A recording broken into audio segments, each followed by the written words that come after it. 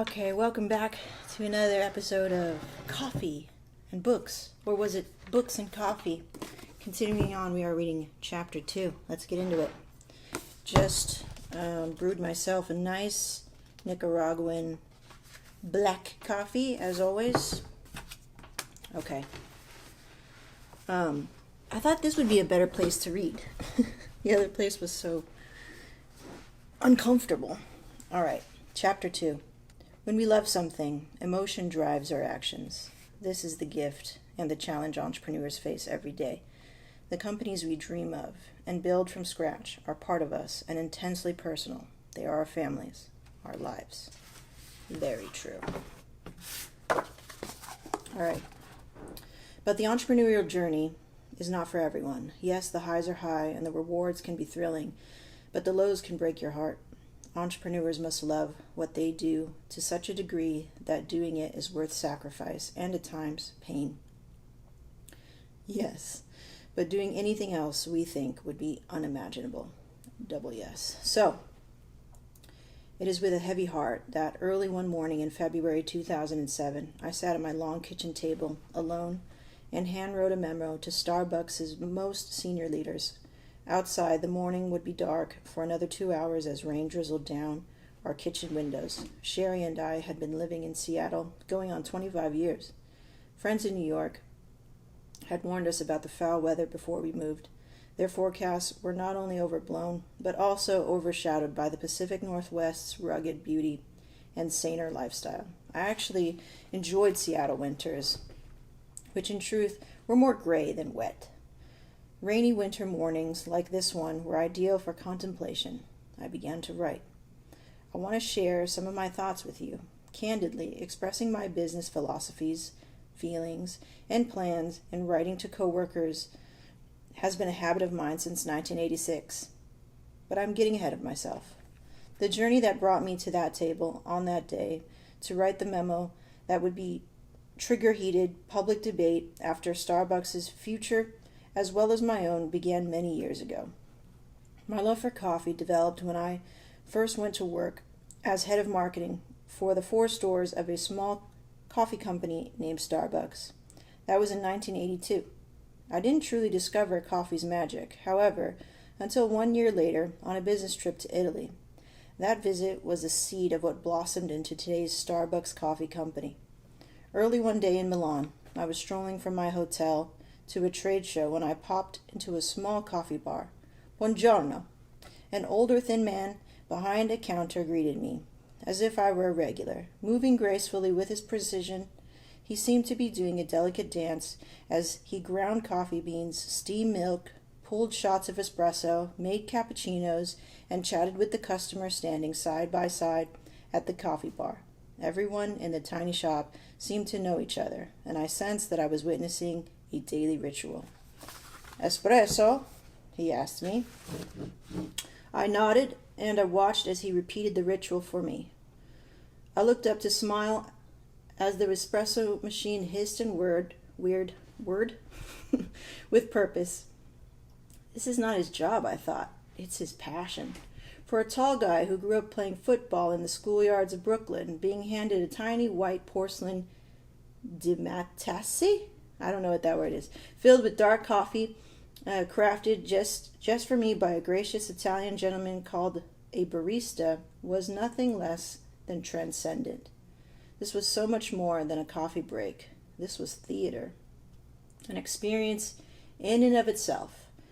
After the espresso's rich flavors had warmed me, I thanked the barista and cashier and continued toward the trade show exhibit hall, stopping along the way at more coffee bars.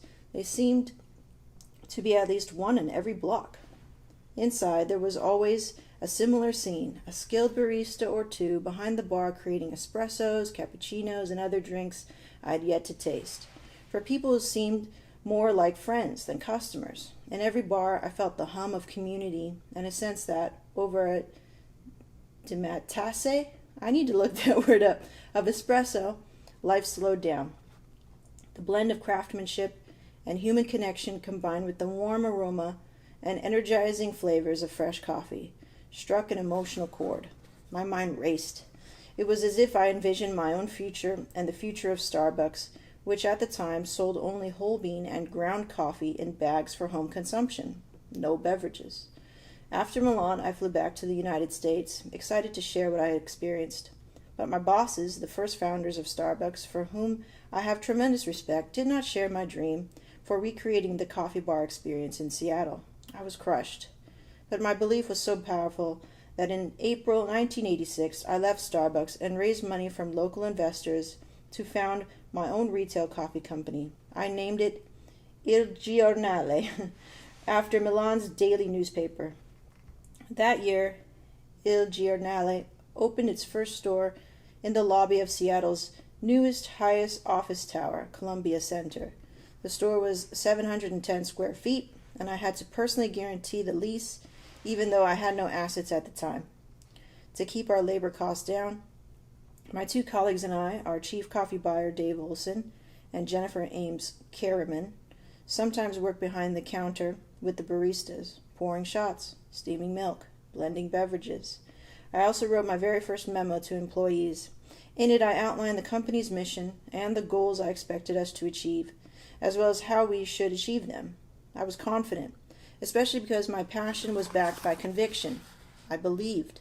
The memo's tone captured the ambition and enthusiasm of the young entrepreneur I was. Il Giornale will strive to be the first coffee bar company on earth. We will offer superior coffee and related products that will help our customers start and continue their workday. We are genuinely interested in educating our customers and will not compromise our ethics or integrity in the name of profit. Our coffee bars will change the way people perceive the beverage, and we will build into each Il Giornale coffee bar a level of quality, performance, and value that will earn the respect and loyalty of our customers. At the end, above my signature, in lieu of the traditional thank you or sincerely, I wrote Onward. To this day, I am not sure if I had used the word prior to writing that memo, but at that moment the word struck me. It felt right, a call to arms that seemed to fit the daunting yet exciting adventure our little company was embarking on. Forward-leaning, nimble, scrappy, an unquenchable desire to succeed, but always with heads held high. It would, indeed, be quite a journey. 16 months later, I found myself in a position to purchase my former employee's company. Starbucks owners Jerry Baldwin and Gordon Boker had decided to sell their Seattle stores and roasting plant, as well as the wonderful name.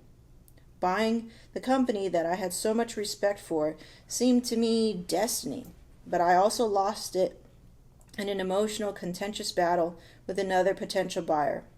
Had I not been able to quickly raise almost $3.8 million from investors who believed in me, Starbucks would have slipped through my fingers. But it did not, and almost overnight, the coffee company I founded went from 5 stores to 11. Among our first big decisions was whether to keep the name Il Giornale, whose business model we would follow, or to adopt the Starbucks name and logo. Although I felt somewhat attached to the Il Giornale moniker, I knew that I had to let it go. Starbucks had established a respected reputation for high quality, unique coffee. The name itself, after the first mate of the whale ship Pickwood, I think that's how you say it, in Herman Melville's classic Moby Dick, Starbuck, harbored a familiar yet mystical quality, reflecting the essence of the products and services as well as the promise that we would be introducing to customers. We went with our gut. From that point on, the company that has started Il Giornale would be known as Starbucks.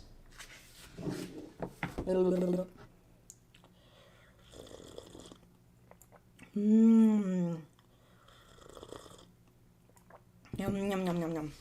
All right.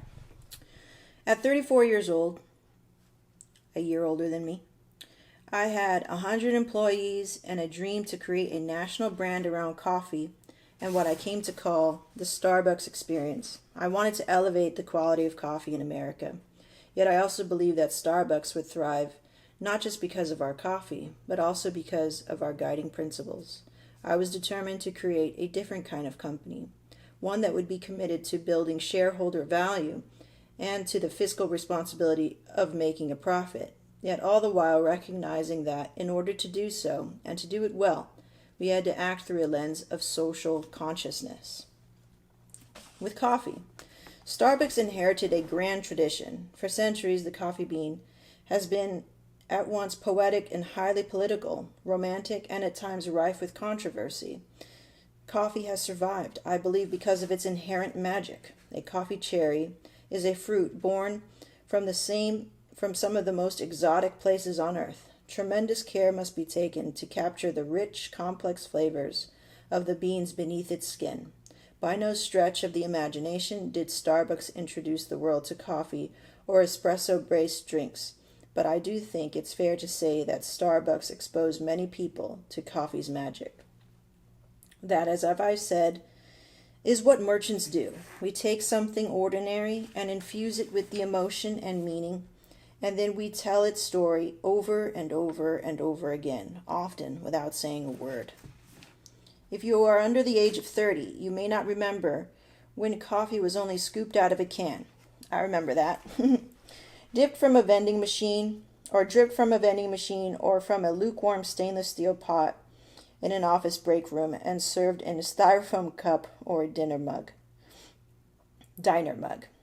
Or when, at least in the United States, coffee was mostly inhaled for its caffeine jolt rather than savored for its exotic flavors, and the only customizations were cream and sugar. Before the late 1980s, hardly anyone in the United States and dozens of other countries ordered an espresso or a non-fat latte with extra foam. Espresso was a treat most people indulged in only after dinner at a 4-star restaurant or in European vacations. Harder to fathom is the fact that in 1980s and even into the mid-1990s, the only indoor public destinations where people in the United States went to read, catch up with friends, or relax after a hurried day, assuming they've even considered doing those activities outside their homes, were diners, a handful of local coffee shops, restaurants, and libraries. The next time you walk by a coffee shop, peer inside.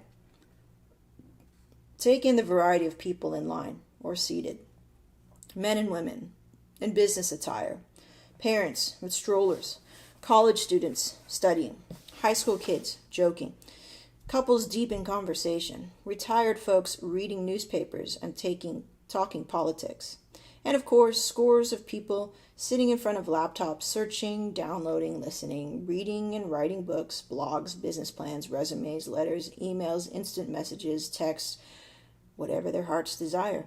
Consider how many of those people furiously clicking away on the keyboards and scribbling ideas on napkins might be working to create the next Google, Alibaba, or Facebook, or composing a novel, or a piece of music. This guy's crazy.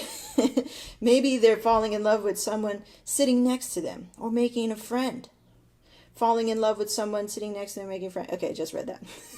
If home is the primary or first place where a person connects with others, and if work is a person's second place, then a public place, such as a coffee house, such as Starbucks, is what I have always referred to as the third place. A social yet personal environment between one's house and job, where people can connect with others and reconnect with themselves. From the beginning, Starbucks set out to provide such an invaluable opportunity. So when some refer to Starbucks' coffee as an affordable luxury, I think to myself, maybe so, but more accurate, I like to think that it is a Starbucks experience. Personal connection is an affordable necessity. We are all hungry for community. Yeah. He's a very, like this kind of writer. By 2000, Starbucks had achieved what I believe we could. We had evolved millions of people's relationships with coffee, from what they drank to where and when they drank it. We did so in a way that made me, as well as our partners and shareholders, proud. Even as we lost money in the early years, Starbucks established 2 partner benefits that at the time were unique. full health care benefits, and equity in the form of stock options for every employee. Interesting. This was an anomaly. No company had ever extended these two benefits to part-time workers who worked at least 20 hours a week. To my knowledge, we were the only private company and later the only public company to do so, in addition to distinguishing us as a great place to work and helping us attract top talent. Acting with this level of benevolence helped us build trust with our people and, as a result, long-term value for our shareholders, and intend to create a unique community inside the company as well as in our stores has, I think, separated us from most other retailers. Starbucks has always cared about what the customer can and cannot see. Alrighty, that takes us to chapter 3. He's a very, he definitely has a rhythm to his writing, and it's it's hard for me to like catch my breath in between. But I thought that was a good chapter. My thoughts on that chapter. He's basically going into a little bit more depth of what we talked about in the last chapter, which is pretty cool. So just giving you a little bit more insight, and just from his writing, and I think from his mind, I think this is going to be a really fun read. The way he writes is almost similar to the way I write, just very free flowing from the mind. Just like how he talks is how he writes. Which is not always true for everybody. How they write is not usually, but is maybe sometimes not the same as how they write. So, yeah, hope you enjoyed that. Catch you for the next video on chapter 3. We're reading Onward by Howard Schultz. See ya.